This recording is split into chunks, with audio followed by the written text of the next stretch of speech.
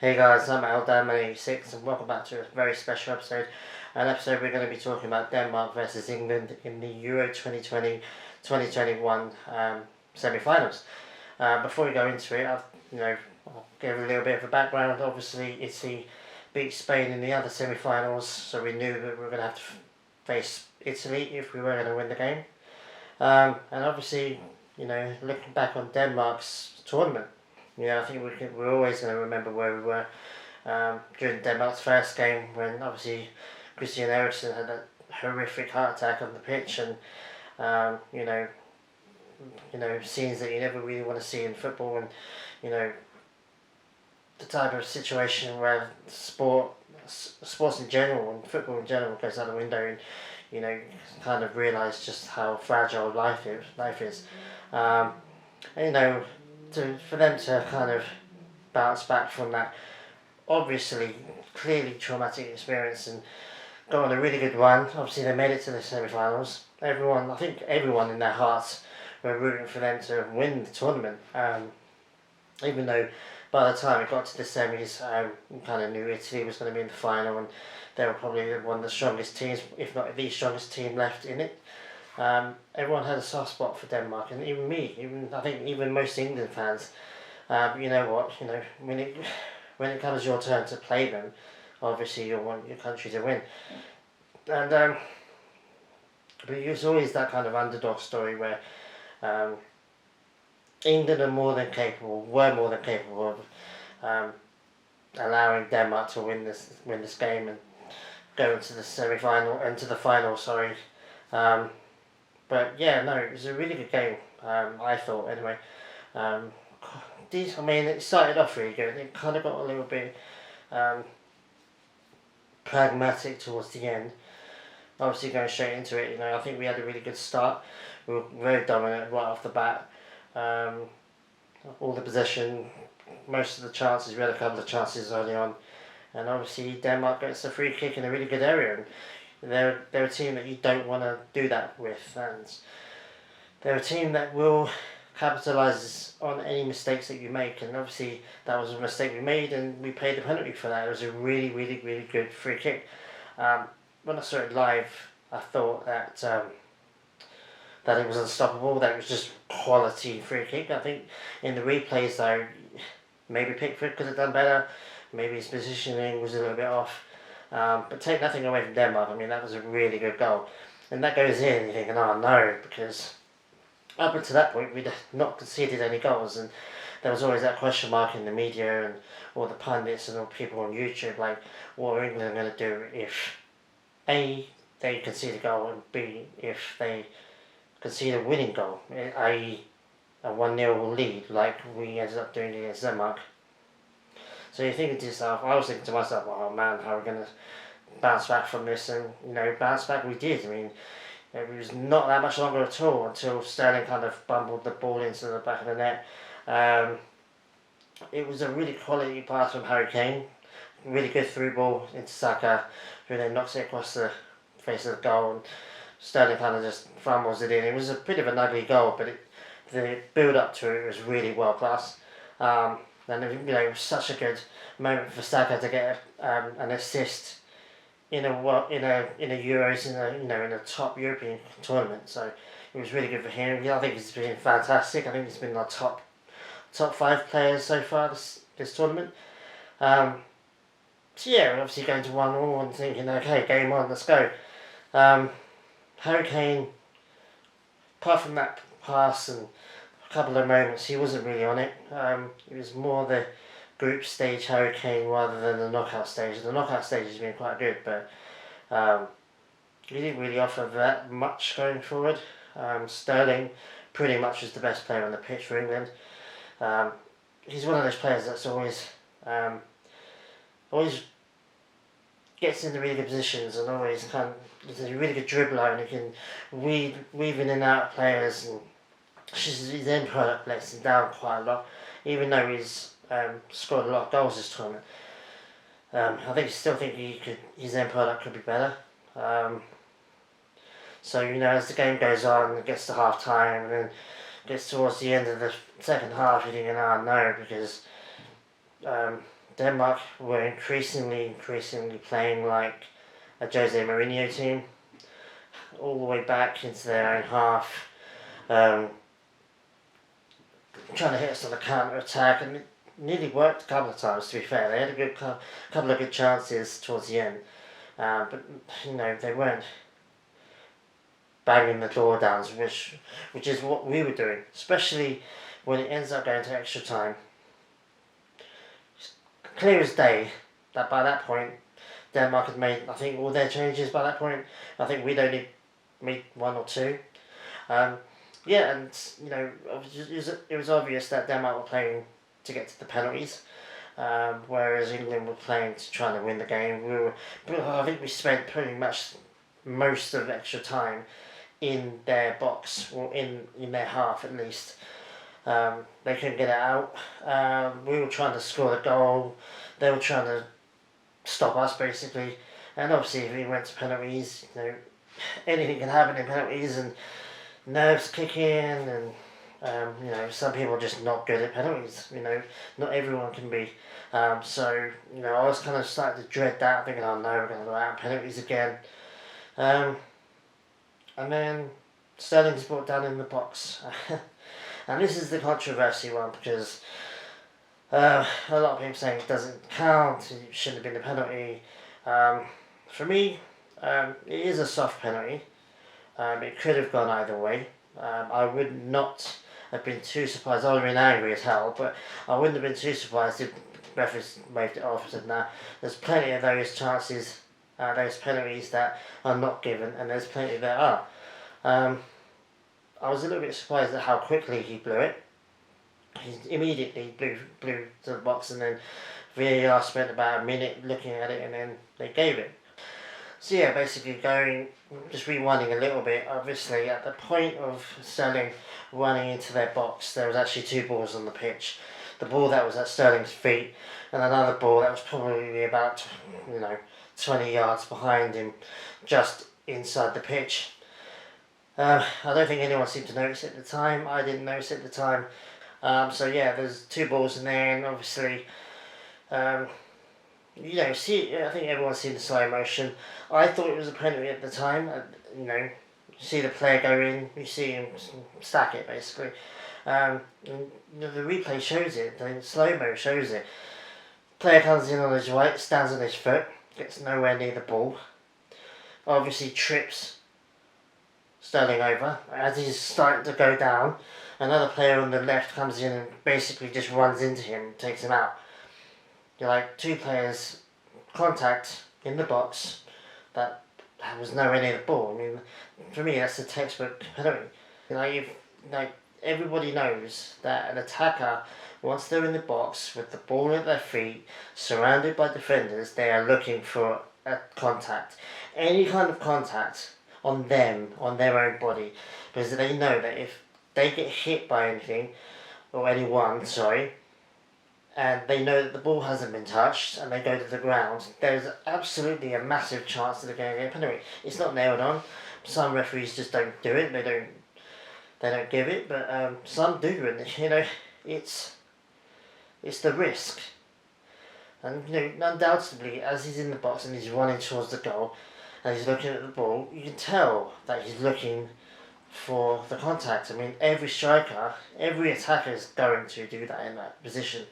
They're going to look for a contact. If I'm going to get hit and I think that I can't get a shot off or I can't score, I'm going to go down, because I'm going to get, probably, not definite, but I'm probably going to get a penalty. At least I'm going to get in I'm going to force the ref to make a decision, basically. And that's exactly what happened. I mean, he was two players made contact with him without getting the ball, and he ends up falling over. That's a penalty. Mate, is it a nailed on hardcore penalty? No, it's not. It's really soft, actually. It is a really soft penalty, but it is a penalty. And the thing that I don't agree with is people saying definitely never a penalty, never a penalty. Well, it was a penalty. It was a soft penalty, but they made contact with him and they didn't get the ball inside their own box, inside the 6-yard box even. So, That's the definition of a penalty. You know, you can't make contact with an opposition team in your own box without at least knowing that there's a huge risk that you're going to give away a penalty. Plenty of players pull out of that tackle, let him carry on. I think Kasper probably would have saved it. I mean, Kasper was having the best game of his life. I think he was the best player on the pitch for Denmark for most of the game. He probably would have saved it. Sterling's finishing is pretty crap, even though it's been decent this tournament. It's still average, I think. And all chances are he would have got a shot off and Kasper would have either missed it or Kasper would have saved it. But they chose to go in on him, and of course he's going down. Everyone would go down in that position because they know that you force the ref to make the decision, and the ref made the decision. And then VAR looked at the screen, looked at the replay, probably in slow motion, and agreed. Like, there was contact made inside the box. It's a penalty. It's not a nailed, stonewall clear penalty, but it is a penalty. When you look back on the replay, at least go and look back at the slow-mo version, because that proves that it was a penalty. But it is what it is. As far as the two balls go, I mean, the other ball was miles out of the way. Didn't affect play whatsoever. I think there is a rule that if there's two balls on the pitch, the player has to stop, but it was an important play. It wasn't like they were just jogging around. There was an attacker going in on goal. And then, obviously the ref probably didn't see it at the time either. Probably wasn't even aware of it at the time. He was probably focusing on the players in the box and what they were doing. And it didn't affect the game. It was miles out of the way. Why stop the play in that position? There are going to be people that are going to seize that as an excuse to kind of belittle England. It is what it is. I mean, if I was the other way around, if I was a Denmark fan, I'd probably feel aggrieved, but it happens to us all. It's happened to England countless times. It's happened to every single person, every single team. Decisions go against you and they go for you. Unless you're Man United, you're going to get a penalty if you're Man United every single time. So yeah, I mean, obviously that's my opinion. You can agree and disagree with it if you want. I mean, there's this there was a fairy tale aspect to Denmark, and I think that's what makes a lot of people butthurt about it quite badly. Very strange. I've been quite taken aback by the hate towards England being in the final. Just very not shocked, but just very taken aback by it, I guess, is the best term to use. Not quite sure why. Obviously England, they played most of their games in Wembley. People using that against them. People use that like it's only just been discovered. Oh my God, they've played 5 games and 6 games in Wembley. That has been listed down for months. It's been months and months and months that we knew how many games we were going to play in Wembley, how many games we were going to play here and there, and how many games everyone was going to play. A lot of teams got to play home games. I know Germany did quite a lot, and I think France did as well quite a lot. Nobody batted an eyelid then, but because England's got to the final of the Euros, suddenly that's a massive thing. Granted, having your own home fans in the stadium when we haven't had it all season, or for like a year and a half, may make a difference. But England are perfectly capable of losing a game, whether their stadium's full of England fans or not. They were perfectly capable of losing against Denmark, but they didn't, because they outplayed them. The better team won. We were the dominant team in the whole game. We were the ones having shots after shots. We were the ones with all the possession. We were the ones that looked like we were trying to win the game and not just go to penalties. And ultimately, brutally, England and Italy are the best final. I think Belgium and Italy might have made a good final, but that happened 2 games ago. You know what I mean? So, kudos to Denmark. I rate Denmark. I respect Denmark. I would have Kasper Schmeichel at Arsenal in a heartbeat. But, we won fair and square. in my opinion. Obviously, I understand people wanting to cling on to their bias, and that's fine. And obviously, they're going to use their arguments, I'm going to use my arguments, and that's fine. But it's just the amount of people that seem to have taken it super personally is weird to me. It is what it is. I mean, like, I have spent the last few minutes defending why England won and the way they won, but at the end of the day, I'm buzzing. Like, I'm so happy. Like, first time in my lifetime, in my dad's lifetime, in my parents' lifetimes, I've managed to watch England in a actual major international cup final. And so hell yeah, I'm gonna enjoy it. I'm not gonna allow people on Twitter that don't necessarily know what they're talking about ruin that for me. Yeah, some people just seem to have taken it really personally, and I'm not gonna name him because I respect the guy, and we are buddies. But he tweeted out about something about how the World Cup in '66 was a fraud, and how we shouldn't have won it, and that's why we haven't done well since. And that's just like crazy take. I'm just like, what the hell? I was genuinely taken back by that because it's like, I don't know quite where the hatred's come from. I mean, the whole goal being over the line, the '66 World Cup or not, that's been discussed for 50 odd years. It's been proven, like, multiple people have proven different camera angles and all that crap.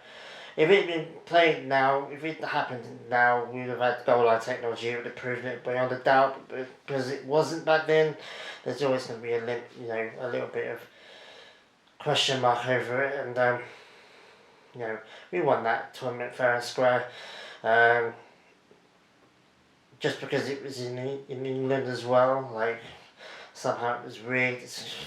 Well, hey, maybe France '98 should have hand their World Cup back because they won it. Maybe Brazil should have won it in the World Cup, won it in 2014.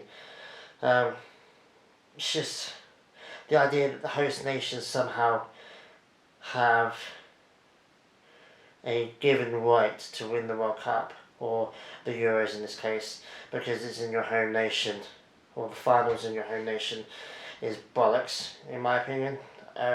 Does it give you a little bit of an edge? Maybe. I'm not 100% supportive of the argument that your own fans, like a stadium full of your own fans, is going to make you win a game or not. Like, I don't think so. The whole fans being... it would be stupid to suggest that doesn't have an impact, but to suggest that, well, I'm English and I'm playing in Wembley, so I've automatically won this game. That's just like weird to me, especially having suffered years and decades of England disappointing me time and time again. England are very perfectly capable of losing a game in a stadium that's only got English fans in. They're more than capable of doing that. This team is special, in my opinion. This team is probably the best English team we've had since the World Cup team, in my opinion. Even with the team of Gerrard and Lampard, this team all round is special. There's something about this team that's just been epic. It's actually been improved upon since 2018, and it was good in 2018 as well. It's just Croatia just knocked us out. I'm at the risk of rambling. I just don't want to ramble anymore, but the last point I want to make was the whole argument about England having an easy run of it compared to Italy, mainly because Italy's the other finalist. But we had to play Germany, and Germany's always been a bogey team to us. We've been alright with them in the recent years, but overall, Germany's beaten us more than we've beaten them. We had to face Croatia again, the team that knocked us out of the 2018 World Cup.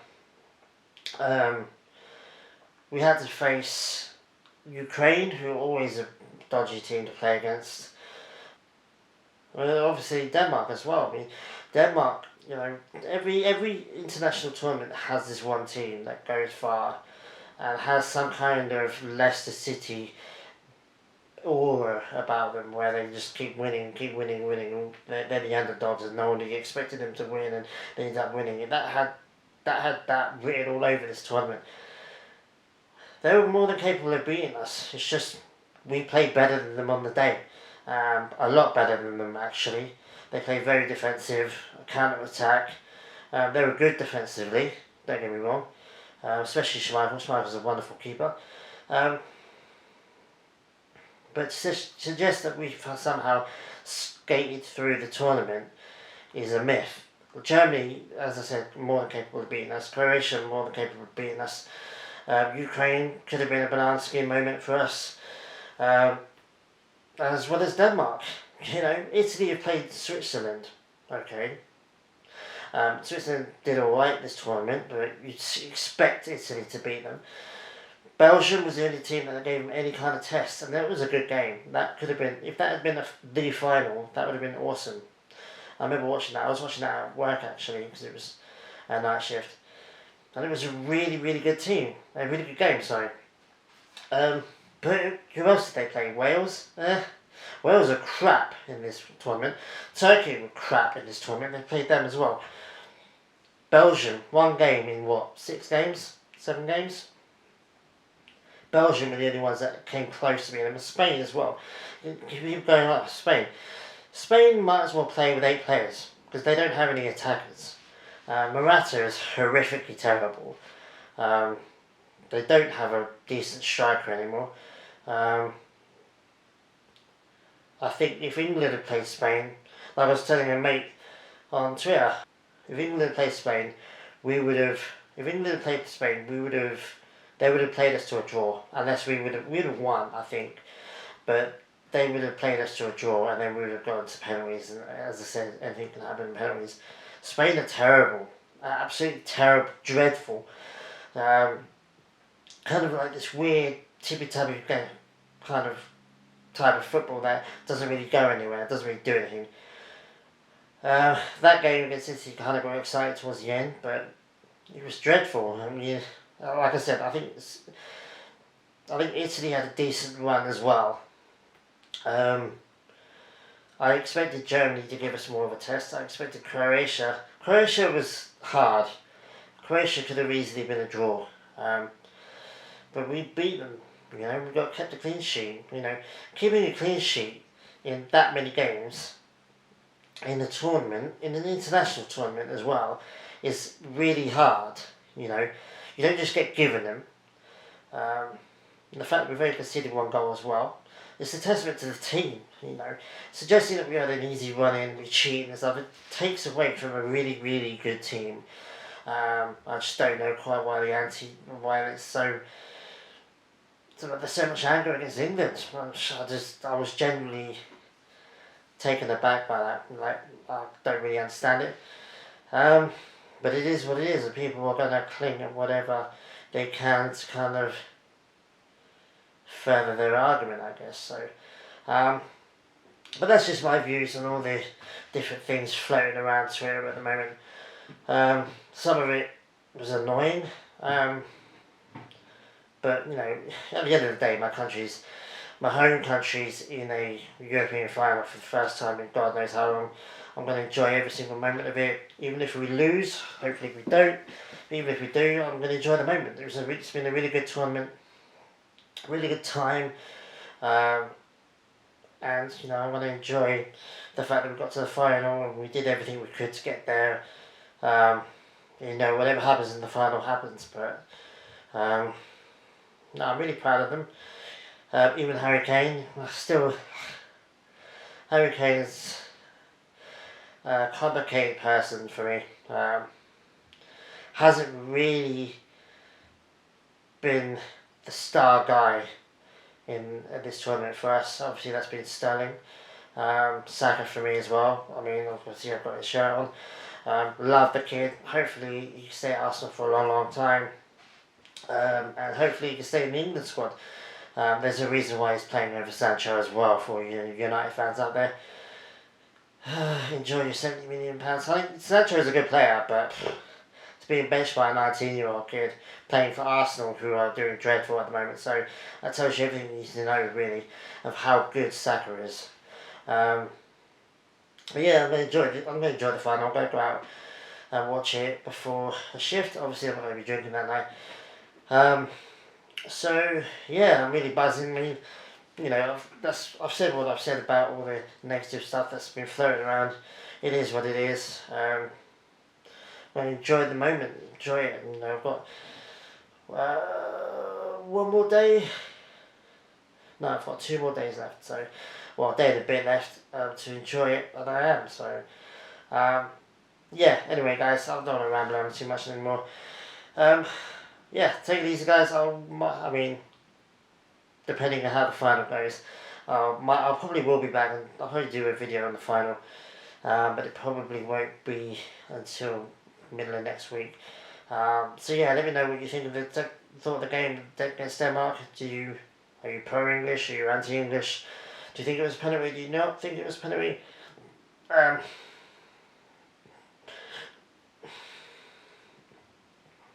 Pretty much, I think every argument for and against has been made now.